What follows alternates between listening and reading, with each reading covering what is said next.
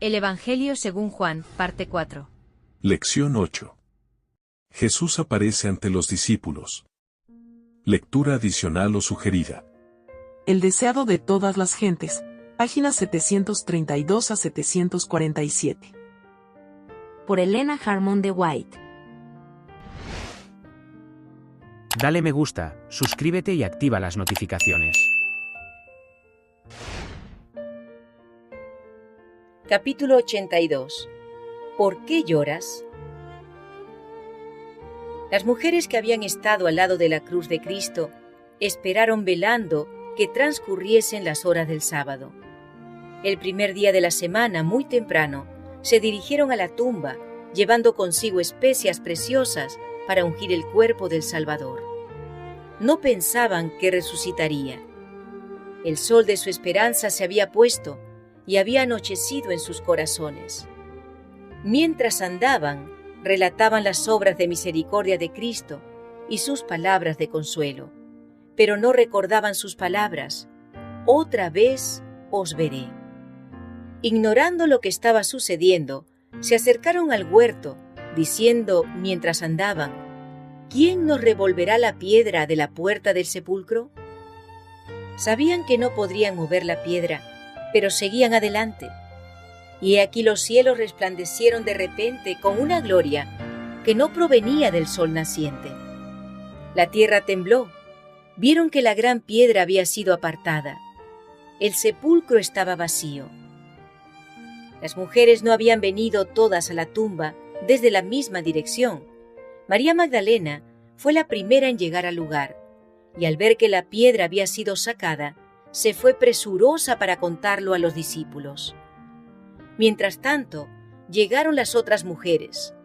Una luz resplandecía en derredor de la tumba, pero el cuerpo de Jesús no estaba allí.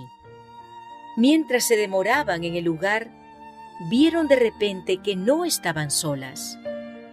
Un joven vestido de ropas resplandecientes estaba sentado al lado de la tumba. Era el ángel que había apartado la piedra.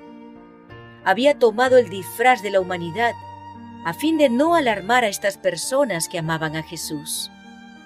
Sin embargo, brillaba todavía en derredor de él la gloria celestial, y las mujeres temieron. Se dieron vuelta para huir, pero las palabras del ángel detuvieron sus pasos. «No temáis vosotras», les dijo, «porque yo sé que buscáis a Jesús, que fue crucificado. No está aquí, porque ha resucitado como dijo. Venid, ved el lugar donde fue puesto el Señor, e id presto, decid a sus discípulos que ha resucitado de los muertos». Volvieron a mirar al interior del sepulcro y volvieron a oír las nuevas maravillosas. Otro ángel en forma humana estaba allí y les dijo: «¿Por qué buscáis entre los muertos al que vive? No está aquí, mas ha resucitado. Acordaos de lo que os habló cuando aún estaba en Galilea, diciendo: es menester que el Hijo del Hombre sea entregado en manos de hombres pecadores, y que sea crucificado y resucite al tercer día». «¡Ha resucitado! ¡Ha resucitado!». Las mujeres repiten las palabras vez tras vez. Ya no necesitan las especias para ungirle. El Salvador está vivo y no muerto. Recuerdan ahora que cuando hablaba de su muerte, les dijo que resucitaría. ¿Qué día es este para el mundo? Prestamente, las mujeres se apartaron del sepulcro y con temor y gran gozo fueron corriendo a dar las nuevas a sus discípulos. María no había oído las buenas noticias. Ella fue a Pedro y a Juan con el triste mensaje: «Han llevado al Señor del sepulcro y no sabemos dónde le han puesto». Los discípulos se apresuraron a ir a la tumba y la encontraron como había dicho María. Vieron los lienzos y el sudario, pero no hallaron a su Señor. Sin embargo, había allí un testimonio de que había resucitado. Los lienzos mortuorios no habían sido arrojados con negligencia a un lado, sino cuidadosamente doblados, cada uno en un lugar adecuado. Juan vio y creyó. No comprendía todavía la escritura que afirmaba que Cristo debía resucitar de los muertos, pero recordó las palabras con que el Salvador había predicho su resurrección. Cristo mismo había colocado esos lienzos mortuorios con tanto cuidado. Cuando el poderoso ángel bajó a la tumba, se le unió otro, quien con sus acompañantes había estado guardando el cuerpo del Señor. Cuando el ángel del cielo apartó la piedra, el otro entró en la tumba y desató las envolturas que rodeaban el cuerpo de Jesús. Pero fue la mano del Salvador la que dobló cada una de ellas y la puso en su lugar. A la vista de aquel que guía tanto a la estrella como al átomo, no hay nada sin importancia. Se ven orden y perfección en toda su obra. María había seguido a Juan y a Pedro a la tumba. Cuando volvieron a Jerusalén, ella quedó. Mientras miraban al interior de la tumba vacía, el pesar llenaba su corazón.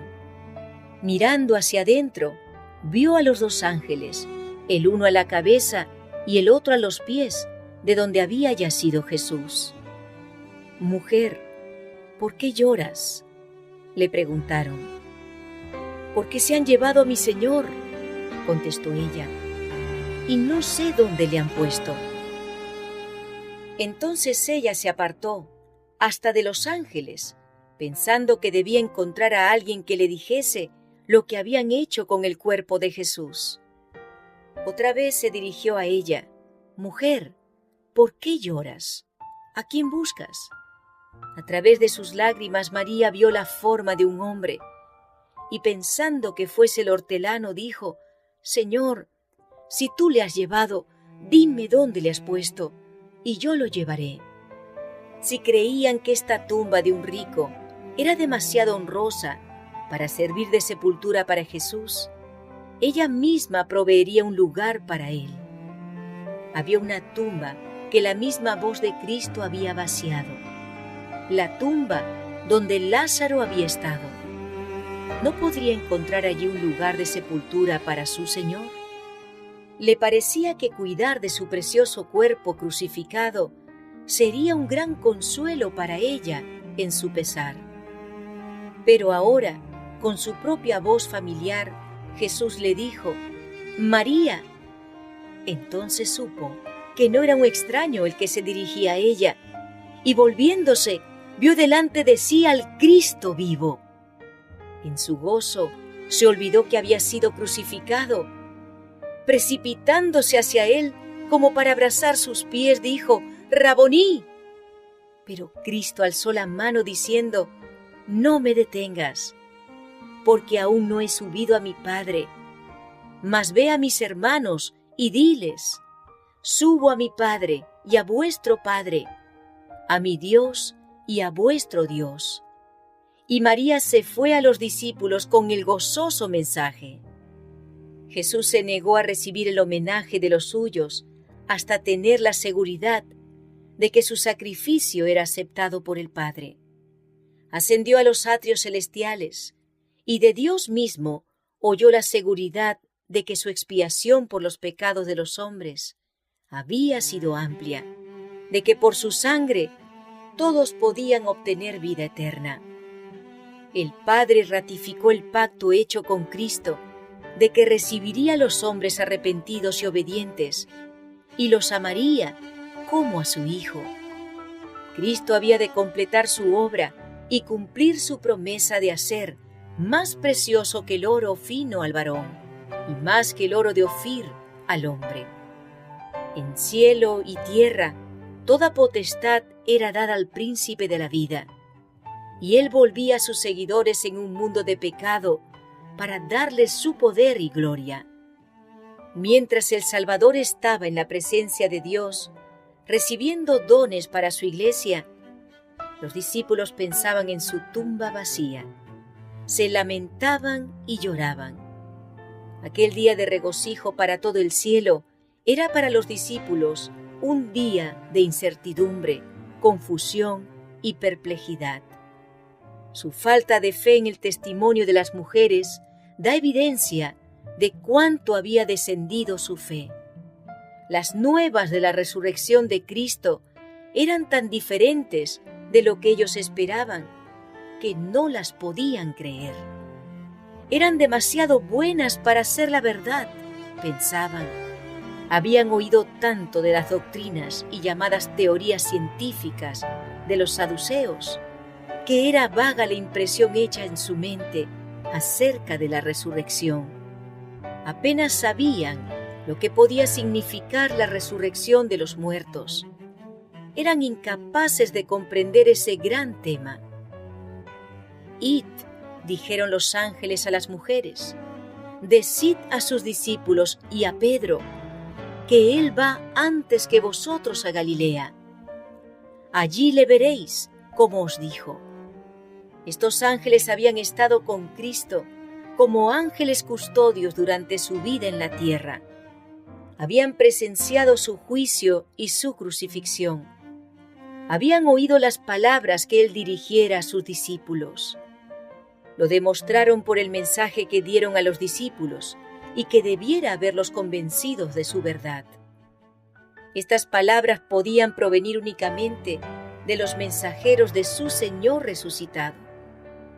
«Decid a sus discípulos y a Pedro», dijeron los ángeles. Desde la muerte de Cristo, Pedro había estado postrado por el remordimiento. Su vergonzosa negación del Señor y la mirada de amor y angustia que le dirigiera el Salvador estaban siempre delante de él. De todos los discípulos, él era el que había sufrido más amargamente. A él fue dada la seguridad de que su arrepentimiento era aceptado y perdonado su pecado. Se le mencionó por nombre. «Decid a sus discípulos y a Pedro, que él va antes que vosotros a Galilea. Allí le veréis». Todos los discípulos habían abandonado a Jesús, y la invitación a encontrarse con él vuelve a incluirlos a todos. No los había desechado. Cuando María Magdalena les dijo que había visto al Señor, repitió la invitación a encontrarle en Galilea. Y por tercera vez les fue enviado el mensaje. Después que hubo ascendido al Padre, Jesús apareció a las otras mujeres diciendo: «Salve». Y ellas se llegaron y abrazaron sus pies y le adoraron. Entonces Jesús les dice: «No temáis. Id, dad las nuevas a mis hermanos, para que vayan a Galilea y allí me verán». La primera obra que hizo Cristo en la tierra después de su resurrección consistió en convencer a sus discípulos de su no disminuido amor y tierna consideración por ellos. Para probarles que era su Salvador vivo, que había roto las ligaduras de la tumba y no podía ya ser retenido por el enemigo, la muerte, para revelarles que tenía el mismo corazón, lleno de amor, que cuando estaba con ellos como su amado Maestro, les apareció vez tras vez. Quería estrechar aún más en derredor de ellos los vínculos de su amor. «Id, decid a mis hermanos», dijo, «que se encuentren conmigo en Galilea». Al oír esta cita tan definida, los discípulos empezaron a recordar las palabras con que Cristo les predijera su resurrección. Pero aún así no se regocijaban. No podían desechar su duda y perplejidad. Aun cuando las mujeres declararon que habían visto al Señor, los discípulos no querían creerlo. Pensaban que era pura ilusión. Una dificultad parecía acumularse sobre otra. El sexto día de la semana habían visto morir a su maestro. El primer día de la semana siguiente se encontraban privados de su cuerpo y se les acusaba de haberlo robado para engañar a la gente. Desesperaban de poder corregir alguna vez las falsas impresiones que se estaban formando contra ellos. Temían la enemistad de los sacerdotes y la ira del pueblo. Anhelaban la presencia de Jesús, quien les había ayudado en toda perplejidad. Con frecuencia repetían las palabras: esperábamos que Él era el que había de redimir a Israel. Solitarios y con corazón abatido, recordaban sus palabras: si en el árbol verde hacen estas cosas, en el seco, ¿qué se hará? Se reunieron en el aposento alto, y sabiendo que la suerte de su amado Maestro podía ser la suya en cualquier momento, cerraron y atrancaron las puertas. Y todo el tiempo podrían haber estado regocijándose en el conocimiento de un Salvador resucitado. En el huerto, María había estado llorando cuando Jesús estaba cerca de ella. Sus ojos estaban tan cegados por las lágrimas que no le conocieron. Y el corazón de los discípulos estaba tan lleno de pesar que no creyeron el mensaje de los ángeles ni las palabras de Cristo. ¿Cuántos están haciendo todavía lo que hacían esos discípulos? ¿Cuántos repiten el desesperado clamor de María? Han llevado al Señor y no sabemos dónde le han puesto. ¿A cuántos podrían dirigirse las palabras del Salvador? ¿Por qué lloras? ¿A quién buscas? Está al lado de ellos, pero sus ojos cegados por las lágrimas no lo ven. Les habla, pero no lo entienden. Ojalá que la cabeza inclinada pudiese alzarse, que los ojos se abriesen para contemplarle, que los oídos pudiesen escuchar su voz. Id presto, decid a sus discípulos que ha resucitado. Invitadlos a no mirar la tumba nueva de José, que fue cerrada con una gran piedra y sellada con el sello romano. Cristo no está allí. No miréis el sepulcro vacío. No lloréis como los que están sin esperanza ni ayuda. Jesús vive, y porque vive, viviremos también. Brote de los corazones agradecidos y de los labios tocados por el fuego santo el alegre canto: Cristo ha resucitado. Vive para interceder por nosotros. Aceptad esta esperanza y dará firmeza al alma como un ancla segura y probada. Creed y veréis la gloria de Dios. Capítulo 83. El viaje a Emaús. Hacia el atardecer del día de la resurrección, 2 de los discípulos se hallaban en camino a Emaús, pequeña ciudad situada a unos 12 kilómetros de Jerusalén. Estos discípulos no habían tenido un lugar eminente en la obra de Cristo, pero creían fervientemente en Él. Habían venido a la ciudad para observar la Pascua y se habían quedado muy perplejos por los acontecimientos recientes. Habían oído las nuevas de esa mañana de que el cuerpo de Cristo había sido sacado de la tumba, y también el informe de las mujeres que habían visto a los ángeles y se habían encontrado con Jesús. Volvían ahora a su casa para meditar y orar. Proseguían tristemente su viaje vespertino, hablando de las escenas del juicio y de la crucifixión. Nunca antes habían estado tan descorazonados.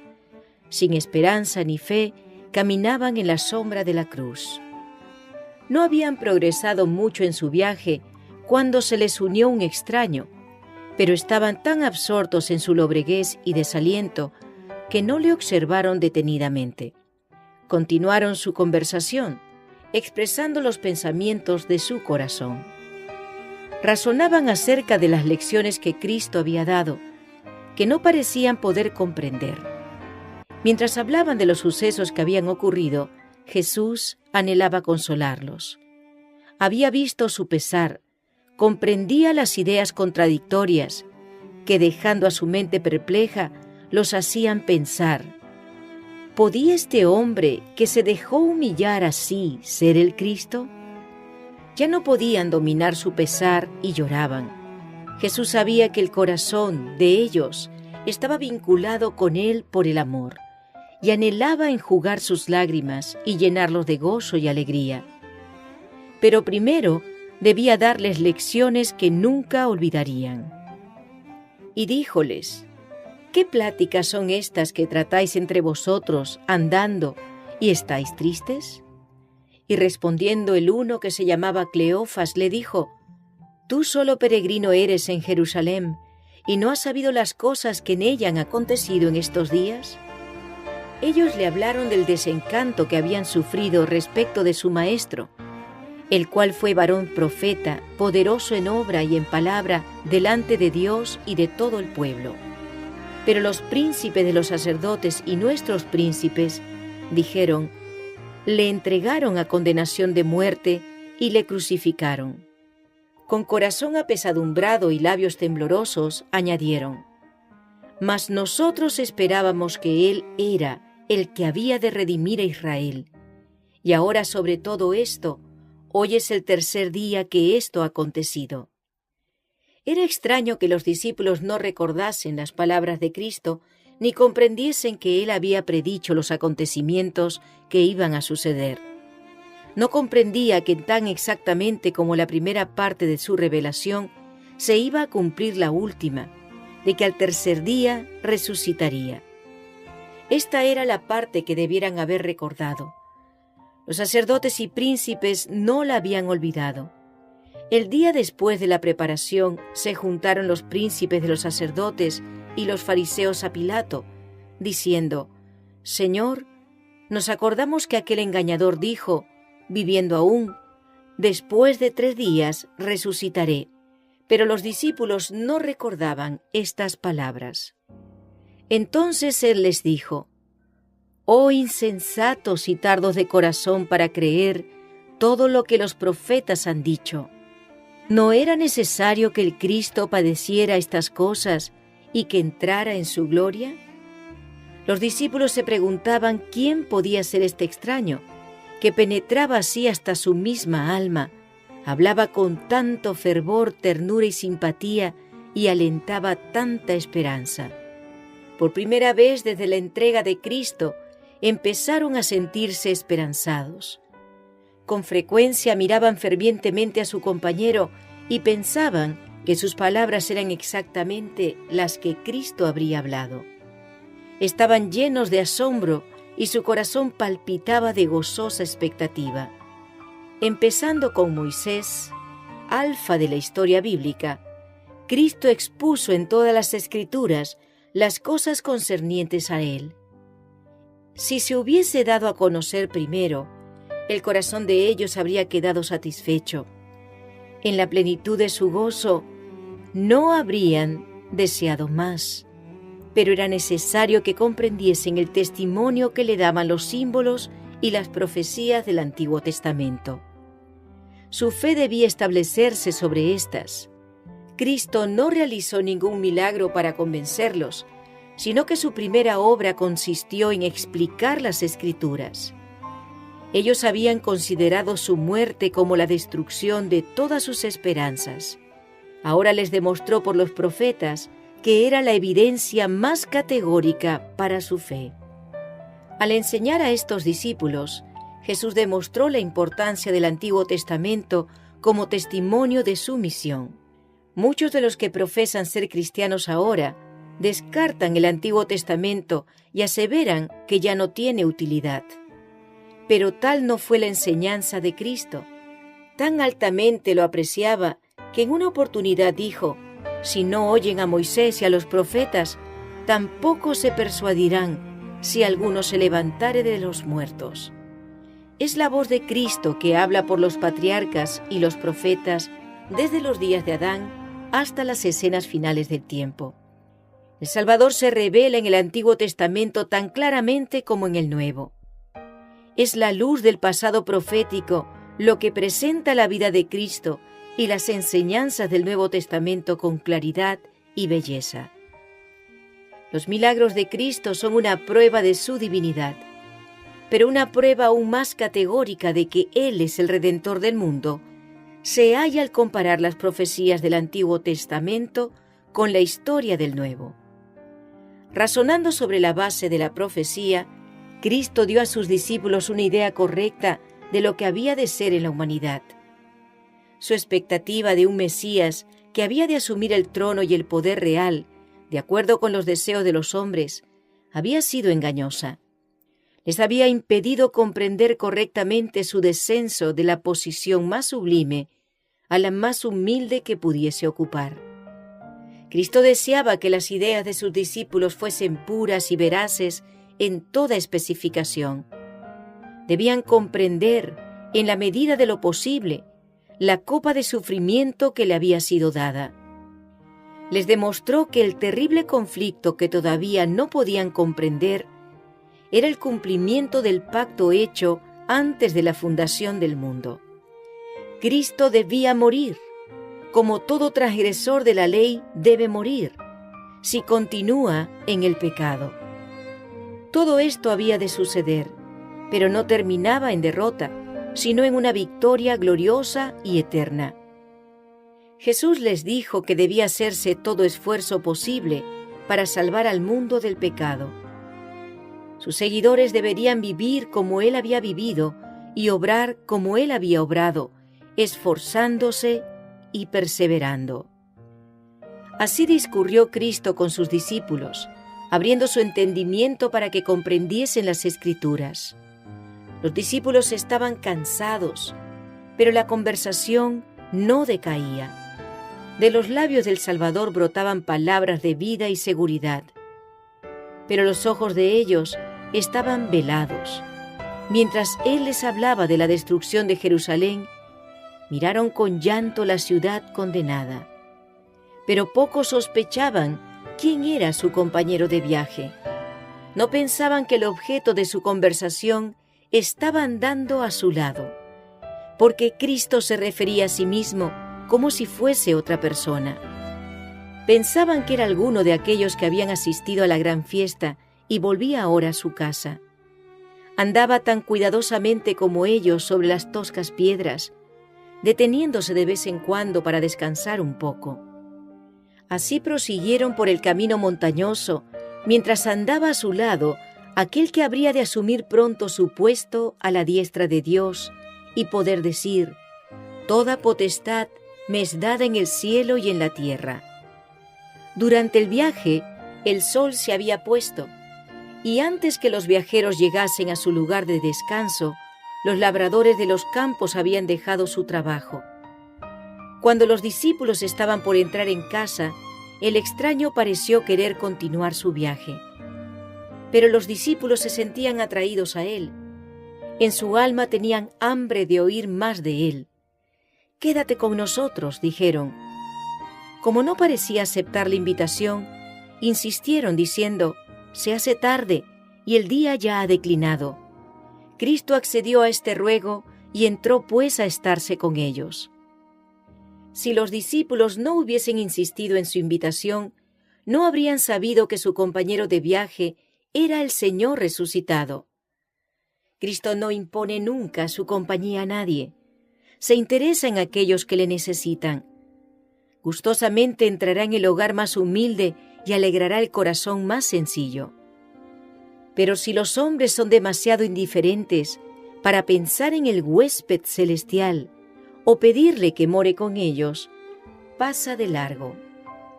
Así muchos sufren grave pérdida. No conocen a Cristo más de lo que le conocieron los discípulos mientras andaban con Él en el camino. Pronto estuvo preparada la sencilla cena de pan. Fue colocada delante del huésped, que había tomado su asiento a la cabecera de la mesa. Entonces alzó las manos para bendecir el alimento. Los discípulos retrocedieron asombrados. Su compañero extendía las manos exactamente como solía hacerlo su maestro. Vuelven a mirar, y he aquí que ven en sus manos los rastros de los clavos. Ambos exclaman a la vez: ¡Es el Señor Jesús! ¡Ha resucitado de los muertos! Se levantan para echarse a sus pies y adorarle, pero ha desaparecido de su vista. Miran el lugar que ocupara aquel cuyo cuerpo había estado últimamente en la tumba, y se dicen uno al otro: ¿no ardía nuestro corazón en nosotros mientras nos hablaba en el camino y cuando nos abría las Escrituras? Pero teniendo esta gran nueva que comunicar, no pueden permanecer sentados conversando. Han desaparecido su cansancio y su hambre. Dejan sin probar su cena y, llenos de gozo, vuelven a tomar la misma senda por la cual vinieron, apresurándose para ir a contar las nuevas a los discípulos que están en la ciudad. En algunos lugares el camino no es seguro, pero trepan por los lugares escabrosos y resbalan por las rocas lisas. No ven ni saben que tienen la protección de aquel que recorrió el camino con ellos. Con su bordón de peregrino en la mano, se apresuran deseando ir más ligero de lo que se atreven. Pierden la senda, pero la vuelven a hallar. A veces corriendo, a veces tropezando, siguen adelante con su compañero invisible al lado de ellos todo el camino. La noche es oscura, pero el sol de justicia resplandece sobre ellos. Su corazón salta de gozo. Parecen estar en un nuevo mundo. Cristo es un Salvador vivo. Ya no le lloran como muerto. Cristo ha resucitado, repiten vez tras vez. Tal es el mensaje que llevan a los entristecidos discípulos. Deben contarles la maravillosa historia del viaje a Emaús. Deben decirles quién se les unió en el camino. Llevan el mayor mensaje que fuera jamás dado al mundo, un mensaje de alegres nuevas, de las cuales dependen las esperanzas de la familia humana para este tiempo y para la eternidad. Capítulo 84. Paz a vosotros. Al llegar a Jerusalén, los dos discípulos entraron por la puerta oriental, que permanecía abierta de noche durante las fiestas. Las casas estaban oscuras y silenciosas, pero los viajeros siguieron su camino por las calles estrechas a la luz de la luna naciente. Fueron al aposento alto, donde Jesús había pasado las primeras horas de la última noche antes de su muerte. Sabían que allí habían de encontrar a sus hermanos. Aunque era tarde, sabían que los discípulos no dormirían antes de saber con seguridad qué había sido del cuerpo de su Señor. Encontraron la puerta del aposento atrancada seguramente. Llamaron para que se los admitiese, pero sin recibir respuesta. Todo estaba en silencio. Entonces dieron sus nombres. La puerta se abrió cautelosamente. Ellos entraron y otro invisible entró con ellos. Luego la puerta se volvió a cerrar para impedir la entrada de espías. Los viajeros encontraron a todos sorprendidos y excitados. Las voces de los que estaban en la pieza estallaron en agradecimiento y alabanza diciendo: «Ha resucitado el Señor verdaderamente y ha aparecido a Simón». Entonces los dos viajeros, jadeantes aún por la prisa con que habían realizado su viaje, contaron la historia maravillosa de cómo Jesús se les apareció. Apenas acabado su relato, y mientras algunos decían que no lo podían creer porque era demasiado bueno para ser la verdad, he aquí que vieron otra persona delante de sí. Todos los ojos se fijaron en el extraño. Nadie había llamado para pedir entrada. Ninguna pisada se había dejado oír. Los discípulos sorprendidos se preguntaron lo que esto significaba. Oyeron entonces una voz que no era otra que la de su maestro. Claras fueron las palabras de sus labios: «Paz a vosotros». Entonces ellos, espantados y asombrados, pensaban que veían espíritu, mas él les dice: «¿Por qué estáis turbados y suben pensamientos a vuestros corazones? Mirad mis manos y mis pies, que yo mismo soy. Palpad y ved que el espíritu ni tiene carne ni huesos, como veis que yo tengo». Y en diciendo esto, les mostró las manos y los pies. Contemplaron ellos las manos y los pies heridos por los crueles clavos. Reconocieron su voz, que era como ninguna otra que hubiesen oído, y no creyéndolo aún ellos de gozo y maravillados, díjoles: «¿Tenéis aquí algo de comer?». Entonces ellos le presentaron parte de un pez asado y un panal de miel, y él tomó y comió delante de ellos, y los discípulos se gozaron viendo al Señor. La fe y el gozo reemplazaron a la incredulidad, y con sentimientos que no podían expresarse en palabras, reconocieron a su resucitado Salvador. En ocasión del nacimiento de Jesús, el ángel anunció: paz en la tierra y buena voluntad para con los hombres. Y ahora, en la primera aparición a sus discípulos después de su resurrección, el Salvador se dirigió a ellos con las bienaventuradas palabras: paz a vosotros. Jesús está siempre listo para impartir paz a las almas que están cargadas de dudas y temores. Espera que nosotros le abramos la puerta del corazón y le digamos: mora con nosotros. Dice: he aquí, yo estoy a la puerta y llamo. Si alguno oyere mi voz y abriere la puerta, entraré a él y cenaré con él y él conmigo.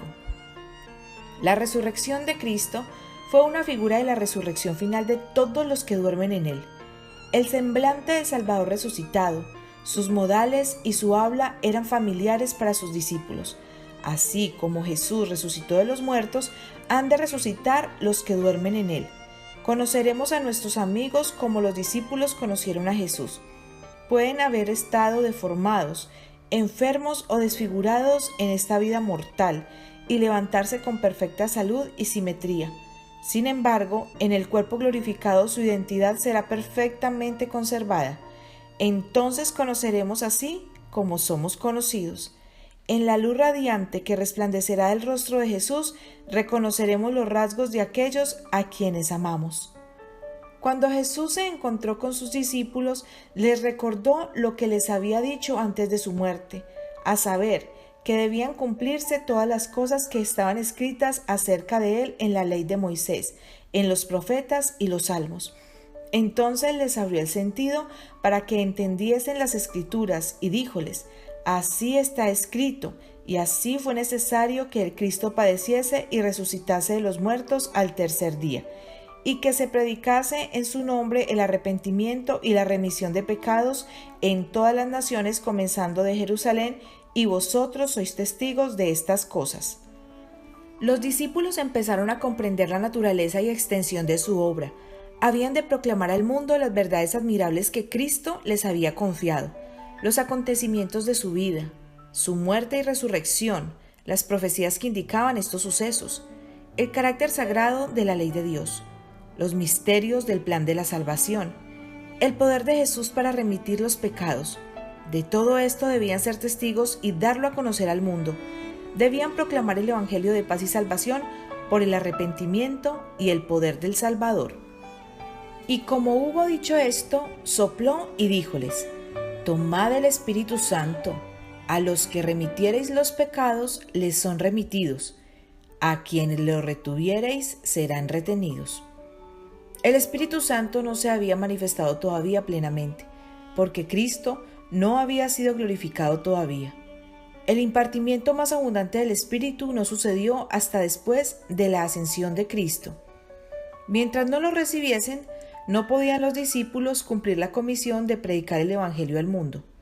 Pero en ese momento el Espíritu les fue dado con un propósito especial. Antes que los discípulos pudiesen cumplir sus deberes oficiales en relación con la Iglesia, Cristo sopló su Espíritu sobre ellos. Les confiaba un cometido muy sagrado y quería hacerles entender que sin el Espíritu Santo esta obra no podía hacerse. El Espíritu Santo es el aliento de la vida espiritual. El impartimiento del Espíritu es el impartimiento de la vida de Cristo. Comunica al que lo recibe los atributos de Cristo. Únicamente aquellos que han sido así enseñados de Dios, los que experimentan la operación interna del Espíritu y en cuya vida se manifiesta la vida de Cristo, han de destacarse como hombres representativos que ministren en favor de la Iglesia. A los que remitiereis los pecados, dijo Cristo, les son remitidos. A quienes los retuviereis serán retenidos. Cristo no da aquí a nadie libertad para juzgar a los demás. En el Sermón del Monte lo prohibió. Es prerrogativa de Dios, pero coloca sobre la Iglesia organizada una responsabilidad por sus miembros individuales. La Iglesia tiene el deber de amonestar, instruir y si es posible restaurará a aquellos que caigan en el pecado. Redarguye, reprende, exhorta, dice el Señor, con toda paciencia y doctrina. Obrad fielmente con los que hacen mal. Amonestad a toda alma que está en peligro. No dejéis que nadie se engañe. Llamad al pecado por su nombre. Declarad lo que Dios ha dicho respecto de la mentira, la violación del sábado, el robo, la idolatría y todo otro mal. Los que hacen tales cosas no heredarán el reino de Dios. Si persisten en el pecado, el juicio que habéis declarado por la palabra de Dios es pronunciado sobre ellos en el cielo. Al elegir pecar, niegan a Cristo. La Iglesia debe mostrar que no sanciona sus acciones, o ella misma deshonra a su Señor. Debe decir acerca del pecado lo que Dios dice de él. Debe tratar con él como Dios lo indica y su acción queda ratificada en el cielo. El que desprecia la autoridad de la Iglesia desprecia la autoridad de Cristo mismo. Pero el cuadro tiene un aspecto más halagüeño. A los que remitiereis los pecados, les son remitidos. Dad el mayor relieve a este pensamiento. Al trabajar por los que yerran, dirigid todo ojo a Cristo. Tengan los pastores tierno cuidado por el rebaño de la dehesa del Señor. Hablen a los que yerran de la misericordia perdonadora del Salvador.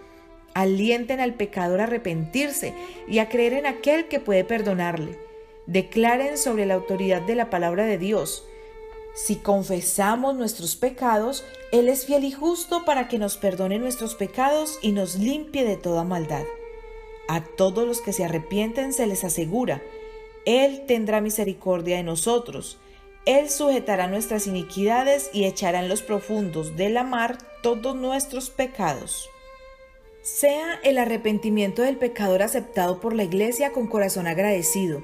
Condúzcase al arrepentido de las tinieblas de la incredulidad a la luz de la fe y de la justicia. Colóquese su mano temblorosa en la mano amante de Jesús. Una remisión tal es ratificada en el cielo. Únicamente en este sentido tiene la Iglesia poder para absolver al pecador. La remisión de los pecados puede obtenerse únicamente por los méritos de Cristo. A ningún hombre, a ningún cuerpo de hombres es dado el poder de librar al alma de la culpabilidad. Cristo encargó a sus discípulos que predicasen la remisión de pecados en su nombre, entre todas las naciones, pero ellos mismos no fueron dotados de poder para quitar una sola mancha de pecado. El nombre de Jesús es el único nombre debajo del cielo dado a los hombres en que podamos ser salvos. Cuando Cristo se encontró por primera vez con los discípulos en el aposento alto, Tomás no estaba con ellos. Oyó el informe de los demás y recibió abundantes pruebas de que Jesús había resucitado, pero la lobreguez y la incredulidad llenaban su alma. El oír a los discípulos hablar de las maravillosas manifestaciones del Salvador resucitado no hizo sino sumirlo en más profunda desesperación. Si Jesús hubiese resucitado realmente de los muertos, no podía haber entonces otra esperanza de un reino terrenal, y hería su vanidad el pensar que su maestro se revelase a todos los discípulos excepto a él.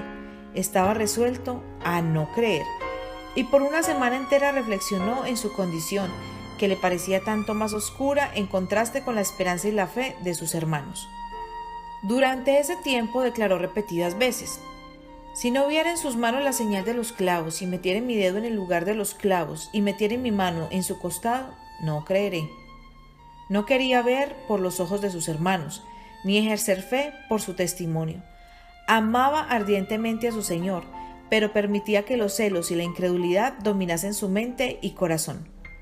Unos cuantos de los discípulos hicieron entonces del familiar aposento alto su morada temporal, y a la noche se reunían todos excepto Tomás. Una noche Tomás resolvió reunirse con los demás. A pesar de su incredulidad, tenía una débil esperanza de que fuese verdad la buena nueva. Mientras los discípulos estaban cenando, hablaban de las evidencias que Cristo les había dado en las profecías. Entonces vino Jesús, las puertas cerradas, y púsose en medio y dijo: paz a vosotros. Volviéndose hacia Tomás dijo: mete tu dedo aquí y ve mis manos, y alarga acá tu mano y métela en mi costado, y no seas incrédulo, sino fiel. Estas palabras demostraban que él conocía los pensamientos y las palabras de Tomás. El discípulo, acosado por la duda, sabía que ninguno de sus compañeros había visto a Jesús desde hacía una semana. No podían haber hablado de su incredulidad al Maestro. Reconoció como su Señor al que tenía delante de sí. No deseaba otra prueba. Su corazón palpitó de gozo y se echó a los pies de Jesús clamando: «Señor mío y Dios mío». Jesús aceptó este reconocimiento, pero reprendió suavemente su incredulidad. «¿Por qué me has visto, Tomás, creíste? Bienaventurados los que no vieron y creyeron». La fe de Tomás habría sido más grata a Cristo si hubiese estado dispuesto a creer por el testimonio de sus hermanos. Si el mundo siguiese ahora el ejemplo de Tomás, nadie creería en la salvación, porque todos los que reciben a Cristo deben hacerlo por el testimonio de otros. Muchos aficionados a la duda se disculpan diciendo que si tuviesen las pruebas que Tomás recibió de sus compañeros, creerían. No comprenden que no solamente tienen esa prueba, sino mucho más.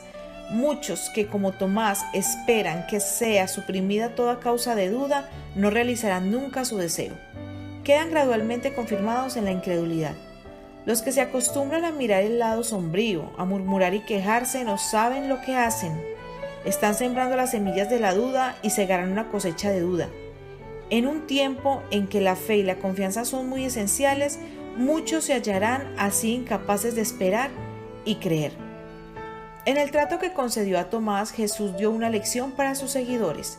Su ejemplo demuestra cómo debemos tratar a aquellos cuya fe es débil y que dan realce a sus dudas. Jesús no abrumó a Tomás con reproches ni entró en controversia con él. Se reveló al que dudaba. Tomás había sido irrazonable al dictar las condiciones de su fe, pero Jesús, por su amor y consideración generosa, quebrantó todas las barreras. La incredulidad queda rara vez vencida por la controversia. Se pone más bien en guardia y halla nuevo apoyo y excusa. Pero revélese a Jesús en su amor y misericordia como el Salvador crucificado, y de muchos labios antes indiferentes se oirá el reconocimiento de Tomás: «Señor mío y Dios mío». Amén. Dale me gusta, suscríbete y activa las notificaciones. Dios derrame múltiples bendiciones sobre tu vida y la de tu familia.